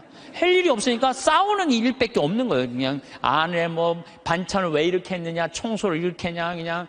그러니까 젊었을 때 그냥 제발 일찍 퇴근하라고 그래도 그냥 일찍 집에도 들어오지 않더니 늙어선 굳이 집에 들어오지 않아도 되는데 그냥 때 따라 철 따라 그냥 그냥 집에 들어와갖고 그냥 일이 없으니까 챙겨내는 게 일이. 그런 사람들에게 우리는 주 예수 그리스도의 이름으로 지시하고 권고합니다. 묵묵히 일하여 자기 양식을 벌어 먹도록 하십시오. 오늘도 내일도 아무 계획이 없거나 일이 없으면 사는 게 지겨워요. 일이 없으면 지겨워요. 우리는 저는 어렸을 때 시골에서 농사 졌어요. 옛날에는요, 다 일해야지 먹고 살았어요. 전 7살 때 벼를 베었어요. 사람들이 믿지 못하겠지만 할머니들은 이해가 할 거예요. 7살 때 벼를 베었어요. 벼를 베고 아버지가 꼭 이 뒤에다가 꼭 볕단을 한 단씩 져줬어요. 그럼 그걸 지고 집에까지 갔었어야 돼. 그 지고 가면 목이 얼마나 따가운지 몰라요. 그래갖고 지금도 기억이 난다니까. 논두렁에 내가 이렇게, 그게 무거우니까 기대고 한 얘기가 있어. 아유, 사는 게 이렇게 힘드네. 이렇게. 그러니까 옛날에는요, 중고등학교, 학교도 못 다녔지만은 옛날에는요, 애들이 10살, 15살 다 일했기 때문에 문제 있는 애들이 없었어요. 근데 요즘은요, 아버지만 일해도 다 먹고 살아. 나머지는 일을 안 해도 돼. 근데 학생은 뭐가 전문이에요? 뭐가 일이에요? 학생한테는 공부가 일이죠. 그런데 여러분들 이걸 알아야 돼요. 대한민국 이 병을 고쳐야 돼요. 애들이요, 중학교 1학년 때까지는 따라가요, 공부를. 근데 중학교 2학년만 되면 못 따라가요. 갑자기 함수, 이원 1차 연립 방정식 이런 게 막 미지수 이런 게 막 나와요. 그러니까 애들이 이해를 못하는 거. 중학교 2학년만 되면은 영어도 막 관계 대명사, 관계 부사. 내가 2학년 교과 과정을 다 이거 강의하는 거 뽑아봤어. 나도 모르는 게 많더라고. 나도 모르는 게. 그러니까 중학교 2학년 애들은요, 몸은 크지 이해는 안 되지. 엄마는 공부하라고 그러지. 학교 가면은 수업 시간에 알아듣는 건 하나도 없지. 신경질이 나요, 안 나요? 그러니까 이 중학교 2학년 애들이 무서운 거예요. 그래서 무서운 거. 얘네들이 얼마 전에도 중학교 2학년 애가 선생님한테 욕을 하고 그냥 신경질 하는데 창문을 깨갖고 그냥 여기 붕대를 감고 왔더라고. 중학교 2학년이요, 무시무시해요. 얼마 전에 미국에서도 중학교 2학년 애 총 쏴서 선생님 죽였잖아요. 북한이 왜 전쟁을 못 일으켜요? 중학교 2학년 애들이 무서워서 전쟁을 못 일으켜요. 얘네들이 무슨 일을 할 줄 몰라갖고. 여러분 혹시 자녀들 중에 중학교 2학년, 걔네들 무서워요. 중학교 2학년 애들. 요즘은 그 운전면허인데도 초보 운전 이거 안 써붙인대잖아요. 차 뒤에다가 중2 타고 있으면 이것만 써붙이면 그냥 아무도 안 건드려. 아무도. 그러니까 중학교 2학년 때부터 어떤 일이 벌어지느냐면은 중학교 2학년, 3학년, 고등학교 1, 3학년 5년 동안 이해 안 되는 상태에서 5년을 학교를 다니는 거예요. 그러니까 이때부터 뭘 하느냐면 게임을 하는 거예요. 이때부터 게임을 하는 거예요. 그건 이해가 되니까. 게임은 이해가 되잖아요. 몇 번만 하고. 그리고 시험은 한 번 못 보면 그걸로 끝나지만 게임은 한 번 실패해도 다음에 다시 기회 줘요, 안 줘요? 머리만 살면 계속 기회를 주잖아요. 그러니까 애들이 게임에 미치는 거예요. 그러니까 5년 동안 게임을 하면은요, 정상적인 애들이 거의 없어요. 근데 독일은요, 딱 7학년제로 해갖고 중학교 2학년 딱 나이 돼갖고 얘가 공부를 이해를 한다. 그럼 인문계 학교로 보내요. 공부를 이해 못한다. 그럼 기술학교로 보내요. 기술학교로. 얘네들은 스트레스 받을 일이 하나도 없는 거야. 우리나라는 이해하는 놈이나 못하는 놈이나 다 고등학교 3학년 때까지 가는 거야. 이제 내일 모레 이제 수능 볼 때까지 다 같이 가는 거야. 수능 볼 때까지. 그러니까 5년 동안 얘네들이 다 학교 폭력에, 왕따에, 자살에 수많은 문제들을 일으키는 거예요. 공부 못하는 애들은요, 학교 가갖고 운동을 하든지 아니면 내가 지금 잠베아에 트럭탑 경운기 포크레인 보내듯이 트럭탑 경운기 포크레인을 배우든지. 그럼요, 걔네들 절대 문제 일으키지 않아요. 일이 없으니까. 학교에 가갖고 일이 없으니까 얼마나 지겹겠어요. 거기다가 그냥 학원 밤까지. 그러니까 애들이 미치는 거예요. 그러니까 요즘 애들이 제정신 있는 애들이 별로 없는 거죠. 그래서 제가 항상 드리는 말씀이 그거예요. 고등학교 3학년 여러분들 자녀들 가운데, 고등학교 3학년 자녀들 가운데 애는 착해. 등치는 산만하고 머리가 안 돌아가. 그런 애들은 우리 생태마을에 취직시키세요.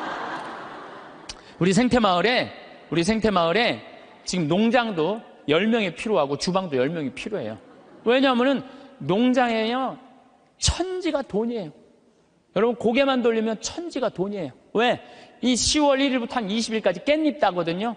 깻잎만 작년에 우리가 5천만 원, 5천만 원어치 깻잎을 담아서 팔아요. 그러면은 2억 원어치를 따도 2억 다 팔아요. 근데 딸 손이 없는 거야. 딸 손이.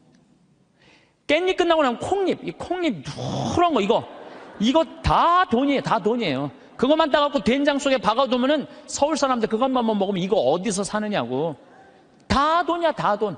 근데 뭐가 일이 없다는 거예요. 내가 우리 수원교구 주부에다가도 고등학교 3학년 아이들 중에 튼튼한 아이들, 수능 시험 못 본 애들, 이런 애들, 착한 애들, 이런 애들 취직 원서 내라고 내가 수없이 지금 내도 고등학교 3학년 졸업한 애들은 한 명도 없어요. 뭐냐면 내 자식만은 농사 안 시키겠다 이거예요. 내 자식이 여기서 빈둥거리고 놀아도 끝났는데도 엄마들은 꿈을 포기하지 않는 거예요. 대한민국의 불행이 여기 있는 거예요. 거기서 그냥 원서만 넣어갖고 대학 들어가 봐요. 그럼 끝나고 난 다음에 취직 안 되면. 그래서 캥거루가 우리나라가 47만 명이에요. 엄마의 그 뱃속에서 25, 30살이 됐는데도 직장을 못 구하고 그냥 집에서 엄마 뱃속에서 그냥 거기서 용돈 받아갖고 쓰는 애들 캥거루가 47만 명이래. 47만 명. 그러니까 그 집들이 다 스트레스 받는 거예요. 죽이느니 원수니 너 같은 걸 낳고 내가 미역국을 끓여 먹은 내가 미친놈이라는 둥 뭐 이런 일들이 벌어지는 거예요. 저는 그래서 이런 생각이 들어요. 지금 시골에 우리가 농민들이 한 350만, 한 360만 정도 되는데 다 70, 80, 90의 나이가.